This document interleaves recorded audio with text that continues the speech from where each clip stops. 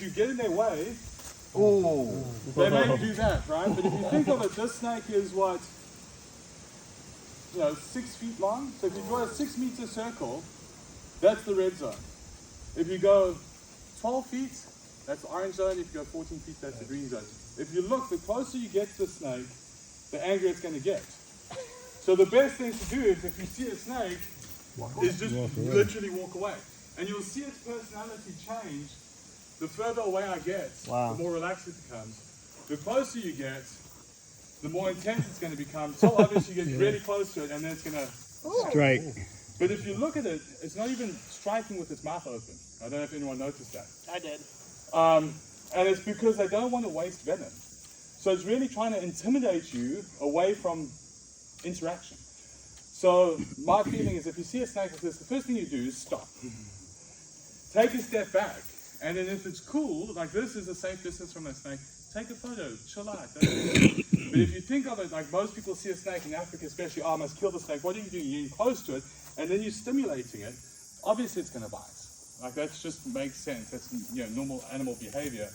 One interesting thing about these cobras is when they spread a hood, they can't see behind their hood. So the mongoose that hunt them, one will get this attention from the front, the other one will come from the back, and then So freaky, bro. bite it. So these cobras are very common in this area. So mongoose work in pairs? Yes, often pairs or groups. Huh. Like when we have mongoose country, there'll be a group of like 5 or 6 or 10 About snake all killing. hunting at the same time and harassing the snakes and other creatures. Oh. But these cobras are quite interesting because they're one of the Oh, he's in the few water cobras in now. Africa, certainly the only cobra in South Africa that fishes. So if you look inside here, there's tilapia. Yeah, I saw So that. they'll go inside here and actually catch fish. Oh. But what I wanted to show you with that was that snakes don't want to attack you. They don't want to kill you. They don't want to bite you unless you do it first. And oftentimes that's stepping on them, which makes sense. If someone stepped on you, if you stepped on your pet dog, it's going to bite you. Right. Simple. So the best thing to do is, if you see a snake, if it's Walk a away. meter long, you draw meter-long circles. 1, 2, 3. 3 meters away, you're safe. If it's 3 meters long, then 3, 6, 9 meters, because they can move their whole body distance in under a second. So if you see a snake that's this big, over here, it's 4 totally feet. safe. No need to panic and stress like you saw with the vine snake. I was doing what you shouldn't do, which is going close to it and touching it, but I'm me, not you, so it's different.